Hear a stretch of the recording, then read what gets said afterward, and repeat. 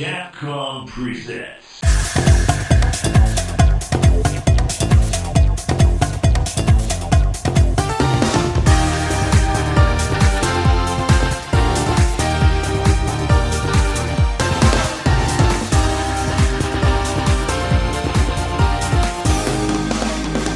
1999, a world of Tamagotchi, colorful transparent electronics, and the coolest video games you've ever seen. Consoles like the Nintendo 64 and PlayStation were staples for kids in their homes looking to procrastinate on homework. However, if you wanted the newest, shiniest games you could get your hands on, the arcade at your local mall was still the place to be. And if you were frequenting arcades in the 90s, then you know the name Capcom. Capcom was a juggernaut. With franchises like Mega Man and Final Fight under their belt, it's no exaggeration to say they were ruling the arcades.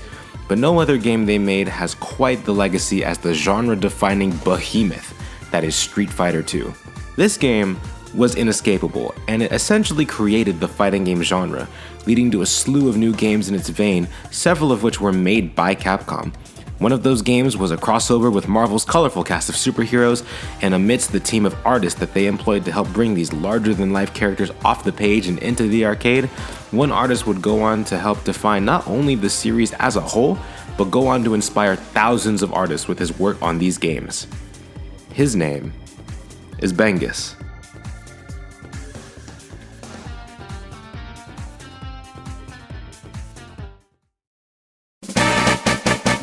Bengus is a freelance artist / character designer that is most well known for his work at Capcom, where he is considered one of the company's most famous and well-known designers. Bengus is one of many pen names he uses, as his real name is unknown. Growing up, Bengus would copy art from the likes of Leiji Matsumoto, creator of Space Battleship Yamamoto, and Akira Toriyama, creator of Dr. Slump and Dragon Ball.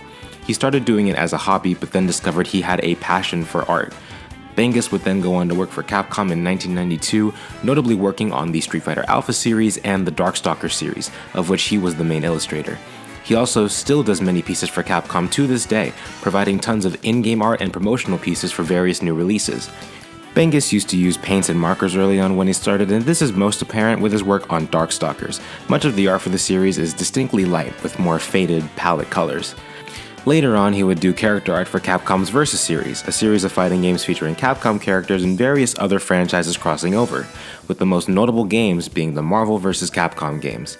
He would do various promotional art pieces and in-game demo art, but he would go on to do the character art for Marvel vs. Capcom 2, which is arguably the series' most acclaimed entry. His work is very stylized, with cartoony proportions and expressions, as well as tons of cross-hatching and vibrant colors. Bengus has a way of really capturing these characters' personalities and their poses and facial expressions. He has a good sense for what is visually eye-catching. He's able to make these characters feel alive and kinetic, which is very important when your art will be surrounded by a bunch of other games in a dimly lit room. Bengus' work on Marvel vs. Capcom 2 has been a notable inspiration to many artists who are in comic book and video game art circles, many of which would go on to direct and create their own projects. Many pieces of art that he has made for the series have become seminal pieces in video game history and have been parried and repeated time and time again.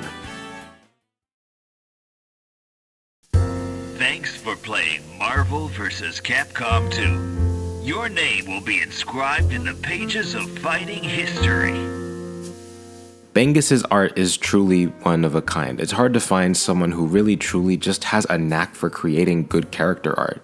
Many video games come and go with people not really taking the time to appreciate the art behind it, but Bengus managed to beat those odds and create art that is not only fantastic in its own right, but is influential to many young artists who then go on to create works of their own.